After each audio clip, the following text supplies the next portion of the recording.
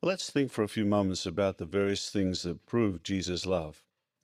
The first one, we could say that he showed that he was impartial. Yes, he didn't put people in boxes, he didn't categorize them, but he viewed them as individuals. We notice that Jesus was willing to have a meal with a wealthy Pharisee. So that showed us that Jesus didn't just categorize people and say, well, all wealthy people are bad, all poor people are good, but rather he looked at them as individuals. Well, isn't that a good lesson for us? Not to categorize people by their social status or their race or background, but rather to view them as ones that God loves and wants to get to know him. Hello, family. Thank you for visiting my channel. Don't forget to subscribe, like, and share. I had to share that clip from the governing body member of Jehovah's Witnesses talking about love and being impartial like Jesus Christ.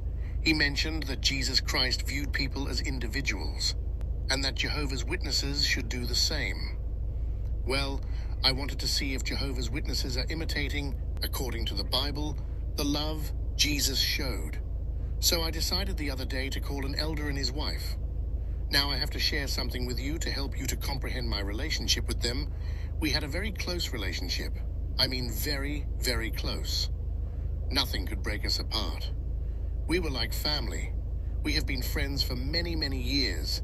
We broke bread, we laughed, we shared our deepest thoughts. Like I said, nothing could break us apart. But what a slap in the face I received when I told them I was no longer a Jehovah's Witness. In fact, I had the wife on the phone first, and when I said I was no longer a Jehovah's Witness, she said, "Why are you calling me then?"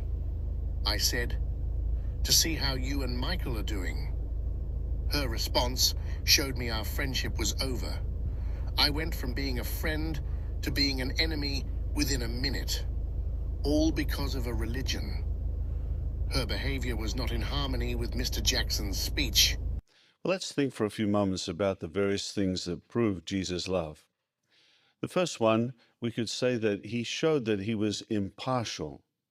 Yes, he didn't put people in boxes, he didn't categorize them, but he viewed them as individuals. We notice that Jesus was willing to have a meal with a wealthy Pharisee. So that showed us that Jesus didn't just categorize people and say, well, all wealthy people are bad, all poor people are good, but rather he looked at them as individuals. She did not view me as an individual, but as a disfellowshipped person whom she could no longer carry on a conversation with. Basically, she viewed me as a bad person.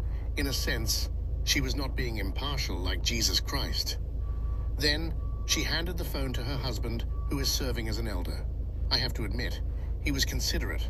However, he tried to explain to me why they couldn't socialize with me, referring to what the Apostle Paul said in Corinthians regarding not socializing with a person who has been removed from the congregation. I told him that Jesus socialized with sinners. He actually spent time with sinners. He responded by saying Jesus limited his time with sinners.